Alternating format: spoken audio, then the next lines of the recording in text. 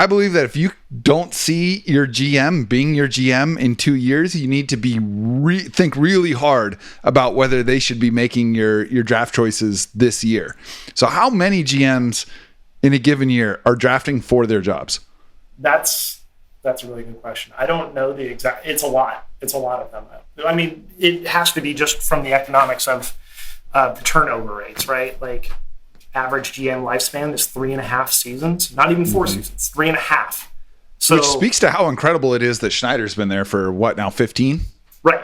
I mean, and not to toot our own horn here at Sumer, but like Thomas was the GM of the Falcons for 12.5 years. That's Thomas Dimitroff for those listening. Yeah, Thomas Dimitroff, formerly of the Falcons, 2-time Executive of the Year. All right, plug complete.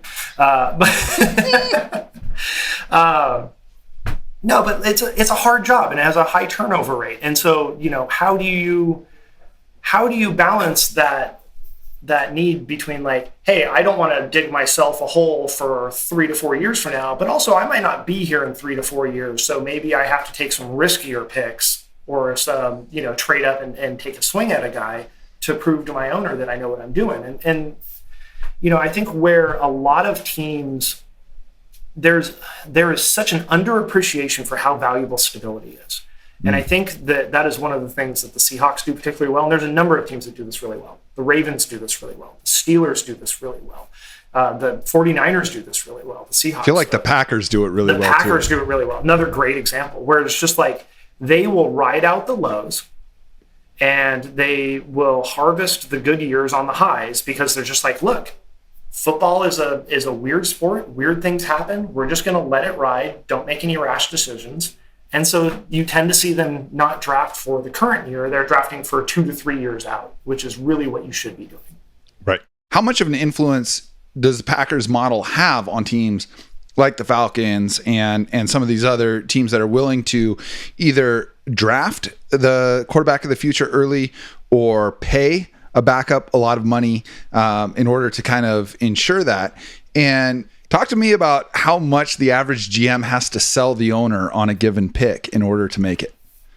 Yeah, so I think that depends so much on the owner and what relationship they have with the GM. Some owners are very, some owners want to be very cognizant of public opinion, and so they don't want the media saying bad things about their team. And so if you are reaching for a guy like that, may be one that you have to talk the owner into, like, hey, we actually think that this guy is better than public consensus. Or at a position, I think owners are also fairly sensitive where there's big expense.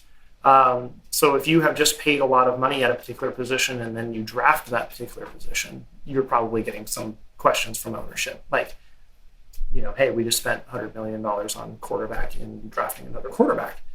That would be a very interesting conversation to be a fly on the wall for. Mm-hmm. If you're a GM and you are at all worried about being on the hot seat, I would say that teams like the Packers and the Steelers and the Ravens and the Seahawks are who you're pointing to and saying, like, no, look, if you give me some stability, we can be consistently good year in and year out.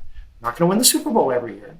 Oh, wait, just for Seahawks fans listening, are you saying the Seahawks have been consistently good? Look, they have won 10 games a year, like almost the last 13 years. I, for one, am sick of it. It's so funny, right? Because we get so caught up in this. Well, if you don't win the Super Bowl, then you failed. And I mean, whatever. I think that's a pretty miserable way to follow sports. But I mean, like, I get it. It is the goal. And then you look back and it's like, well, since Pete Carroll and John Schneider showed up, only 2 teams have won more games than the Seahawks. Yeah. Yeah. So as fans, we get very Super Bowl, like, hyper-focused. And, like, of course, everybody wants to win a Super Bowl. I was devastated after the 2019 season when we didn't win one in Baltimore. Like, I was very upset. It took me several years to forgive the Tennessee Titans. But but at the same time, like, I can look back on that year and be very proud of what we accomplished, right? Like, that was legitimately a very, very good team. And I think Seattle has had a number of those years where if you step back, from even as a fan, but as a part of that team from a dispassionate standpoint, you're just like, look, this team won 10 games or more year in and year out, year after year after year with. They had a chance every year. Had a chance and beat some very good teams who then went on to win championships. Like, that is a team that I think fans should be more proud of. I think if we're sitting here in 15 years, and let's say hypothetically in 15 years the Seahawks stink, we're going to look back on the 2010s era Seahawks as like a golden age, where it's like, look, won a Super Bowl, went to another, consistently good, had teams that were going to the Super Bowl. I don't know if y'all caught the Cam Newton interview not too long ago where he was talking about playing against the Seahawks. He was like, oh, we were up like 28 points, and I'll be damned if they didn't come back and, almost win the game. Like, that was a team that was so consistently good that good teams feared them. To me, that's success. If good teams fear my team, then I'm happy.